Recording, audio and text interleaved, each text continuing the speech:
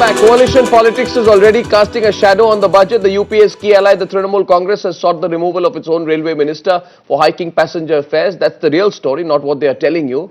This raises questions over whether tough economic measures can be implemented through this budget.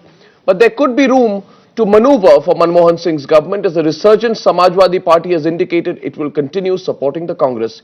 Here's what the numbers look like.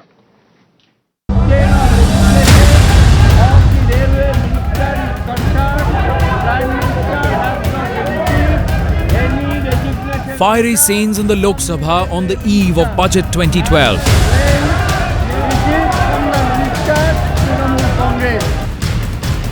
For the UPA, which is presenting its 9th successive budget, this budget is not just about the numbers, but more so about the politics that surrounds it. I will not run away from my duty, but at the same time, the moment my leader, Mamata Banerjee, or the Honorable Prime Minister asks for my resignation, I will do so. On the one hand, an ally demanding their own minister's sacking after a railway budget that touched a raw nerve with the common man. Every party has their own agenda, every political party has their own policies, and nobody should forget, no minister should forget that their primary concern is their party, their primary allegiance is to the people who have elected them. UPA's TMC headache compounded by an opposition that's refusing to let the government bury the hatchet. Never seen how can a government function under this kind of distrust. You can't have an unstable government of this kind. Please. Either Congress or TMC cannot continue this politicking for a long time. The Congress-led UPA 2 government suffers from certain fundamental weaknesses. But on the eve of elections, even as the Congress managed to corner Mamata Banerjee, calling her bluff on the sacking of the railway minister, sources telling your channel that Mamata Banerjee adamant that Mukul Roy be named the railway minister in place of Trivedi soon, and ready to create enough commotion while Pranab presents his budget to drive her point home. And although the Congress seems confident that if Mamata raises the pitch, the Samajwadi Party will definitely save the day. मेरी अपनी राय है कि अभी हम Samajwadi party का निरंतर समर्थन कांग्रेस को है और आगे भी बना रहेंगे. Question is, will the budget see the end of reforms, the birth of populism, or will it make no difference at all as politics takes center stage? Well, the safest thing for Pranab Mukherjee to do, Sunil Jain, the safest thing for Pranab Mukherjee to do is to follow the example of H.M. Patel, who presented an 800-word budget and just said it in 15 minutes, it was over, 1977. Maybe that's the safest thing for him to do. What did he say in the budget? I don't know. and probably other safe option for him to do is to tell the Prime Minister, why don't you present the budget, which is what Rajiv Gandhi did in 1987. Absolutely. So if you can get away with that. Question here is, you have a situation where your fiscal deficit is at what right now? It's supposed to be 4.6, that's the target in the budget, but it's about somewhere between 5.5 and 6%, and that doesn't augur very well for the balance sheet of the government. On actual numbers, in January it stood at 105% of the own target, right? Yeah. So the question is, you have such daunting figures, how can you afford the SOPs? I mean, you can, if you swallow the SOPs today, then across the board, will it be right to say across the board people will tell you the India story is over? That's right. If you pull out the SOPs in this situation, you agree with that? Absolutely. If today is going to be a spend budget, the world out there will say, okay, India is no longer working, it's no longer a growth zone. And more than that, the Aam Aadmi will suffer enormously from inflation and all the other consequences of irresponsible fiscal policy. It's a tremendous situation. Also, Sunil, you were saying that we are really back to 1991. Yeah, why do you think so? That's a frightening part. If you look at the combined fiscal deficit of the government, of the central government and the states, we are back to about 9% or so, which is what it was in 91. And we're not even talking about the 1.2, 1.3% under recovery of the oil companies, which has to be added. If you're looking at a food security bill, you're adding another 2 percentage points to it. if you're looking at the current account deficit, which is what caused the 91 crisis and the 91 reforms. True. That was 3% that time, we are now about 3.6. So I mean, that's a bad thing, but the good part of that, the good thing that comes out of that is that if you're in the crisis that you were in 91, maybe the government will say that we need to take some kind of measures. But as I said, they can announce whatever they want today. The proof of the pudding will lie in the next 1 year as to whether they actually stick to that target. The difference between 1991 and now is also that finance minister was Manmohan Singh, and he had a very deft prime minister in P.V. Narasimha Rao, who manipulated coalitions like a master manipulator. But Pranab Mukherjee, does he have similar kind of a prime minister to back him through that kind of coalition? Navika, you're absolutely right. The roles have been reversed. Now, now Manmohan Singh needs to do what P.V. Narasimha Rao did. I think it's and does he have the bandwidth to do that? And Navika, you're absolutely right. But it's not just the political system. It's also your principal secretary and that system which works. If you look at the way the government goofed up the ONGC disinvestment, it tells you this is a government which is not in control. It can't do things right. Absolutely. So there's an administrative issue there. I don't think it's just the Prime Minister, it's also, you have to look at the Congress party leadership. I don't think it's going to back big, bold, audacious economic reforms of the type of 91. Let's not live in a fool's paradise.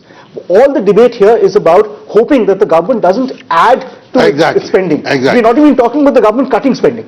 Okay. So, we're not even discussing that. And I, as a consumer, expect to be paying more after this budget because I'm pretty sure he's going to raise excise and service tax. He has to. He needs more money. And his tax revenue collections have fallen short by about 50,000 crores. So all of us will be paying more. He's obviously in a we may corner get some because of stops that. in terms of direct taxes, but in terms of excise and service taxes, I expect to be paying more after this. You need a keep push. the UPA going. This economy needs a push. Third quarter numbers, I'm just talking pure third quarter numbers are 6.1%, Surojit. Right? So it's very possible your numbers will be dragged down further. No, I mean, if you look at the economic survey, they are very optimistic. I mean, we have seen what has happened in last year. I mean, the budget numbers, like Sunil was saying, I mean, they've all gone haywire. It was 9%. It was based on 9% growth. So the choice is you've got over 32 billion of SOPs, dollar terms.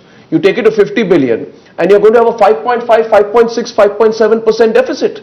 Easily. And that is the minimum number that the direct telling impact us, of that deficit is on inflation. Yes. That will be the estimated. So that will be the estimated deficit, not the outcome. The outcome so then, will be Dr. worse.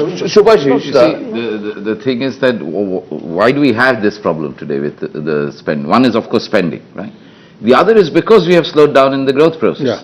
So if this budget can do something that brings us back to the growth path, right?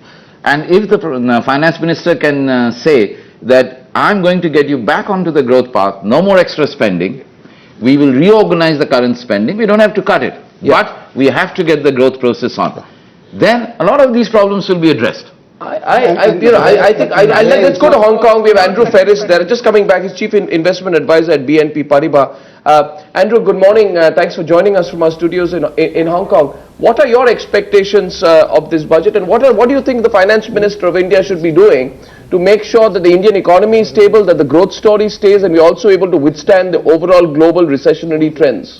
What do you think the big story for the Finance Minister is this time? Yeah, there are three things here. First, budgets cannot reverse growth trends of an economy. And as far as the global recession, sorry, that's not a global recession at all. It's a recession in the United States partially, but so in Japan and in the European Union. And as far as Asia is concerned, it's zero. Now, nobody's going to convince me that the reason why the Indian economy is growing 6.9% is because of the Greek crisis. Please, give me a break. Okay, so I think it is an exaggerated expectation. Actually, this is a wrong expectation to think that the budget is going to do anything to Indian growth. Second point, the past 1 year has been, let's say, to put it mildly, disappointing on policy initiatives. And I just can't see what kind of, let's say, significant structural initiative this budget is going to produce, given that the government keeps reversing immediately every single policy takes, whether it is rail fare increases, whether it is cotton exports, or whether it is the introduction of foreign competition on the retail sector. And the third point is there can be a lot of tinkering as far as taxation and revenue issues is concerned, but I just can't see how there is a political, not will, there is a political reality of basic structural reforms. So I'm sorry, I'm not holding my breath.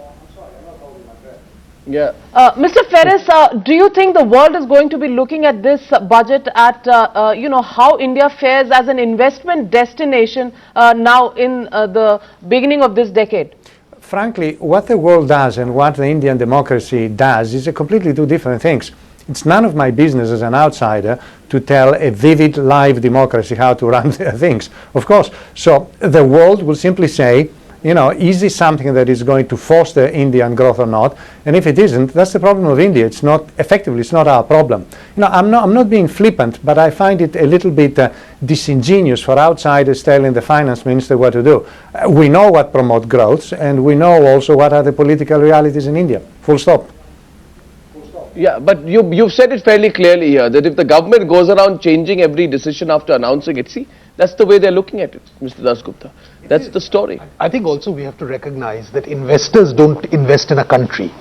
They invest in companies. Yeah. And there are Indian companies which are attractive, but for various reasons they've got a diversified portfolio. They've also been investing overseas themselves, which makes Indian companies still pretty attractive for some people. But if you look at India, Indian companies are the moment not investing in India. That's the whole point. That's why I'm saying.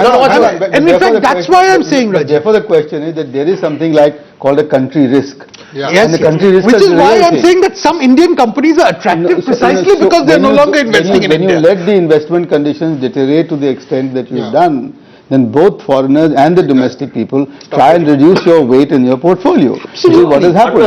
And this is where what Subhashish was saying earlier is so important, that you've got to get this budget has got to get the growth back. Now, what you're saying that look, budgets can't get growth back, but budgets can create the atmospherics, the environment, and the conditions for growth to get back and investment to start picking up again. I think what Andrew said there very clearly is that. From what I heard Andrew Ferris say, he's saying that there is a sense today that the government is being indecisive. So I think what Pranab Mukherjee can do today is that he can go ahead with his reforms and say we have 2 years to go, there is a TINA factor, there is no alternative, we are biting the bullet, we are racing ahead, next year we'll see. So that's a chance for him to do that. And I think there's one more thing, there have been certain positive impediments to growth, which has happened over the past 24 months actually. Interest rate hikes are one of them. The fiscal deficit is another of them. This entire mess over environment is another. And coal. There are lots. And coal. And power. The entire environment mess is what I'm calling. This government, I think Andrew Ferris, I must tell you, Andrew, I think fantastic. You're saying that from Hong Kong, I'm not in a position to give advice. You're absolutely right. I agree with your candor, but you're also true. This government has backtracked on opening the retail sector to FDI. We expected that to be opened up in autumn. It has struggled with plans to overhaul pension, insurance, tax systems, coal, mining, spur privatization, all because of political compulsions. So I think what Andrew is saying is, can the political economy see a politically resurgent government, a confident government, steamroll its agenda ahead, right, Andrew? That's what you're saying. Steamroll your agenda ahead. Don't appear to be prevaricating. Yeah, I consider policy making like going to the restaurant. You can have a coffee and a sandwich, or you can have the champagne and the caviar. The coffee and sandwich costs very little, and it doesn't taste well, but the caviar and champagne does. So India is growing at 7%. I have no reason whatsoever to disbelieve that India can grow at 10, 12, 13% year in, year out. It can grow at 10% for the next decade. Whether it does it or not, ultimately it's a political decision. It's not for me to say so. How do I know it? Because it's very, very simple to see. Both the potential, both in terms of population, both in terms of absence of infrastructure, absence of investment, that India can grow at 3 or 4 percentage points more than it is growing now. It can. Yeah. I think, Andrew, I'm going to have to call you back to make sure later after the budget is over. We're going to request you, I know you're a busy man, to find out whether you think we went for coffee and sandwich or caviar, or we went for some kind of a McDonald's burger. Thank you very much, Andrew. Great to see you this morning. Have a great day. I think he's laid it out straight up. That's the option. We keep talking about coalition compulsion. I think that's partially true, but we are overdoing it here. If you look at the way the government has single-handedly gone after every industrial group in India, you look at Qualcomm. Qualcomm paid $1 billion 2 years ago. They've got their license today. If you look at Ken Vedant, the government forced them to take $1 billion hit. There are no coalition compulsions which say that you have to go after industry. What about POSCO?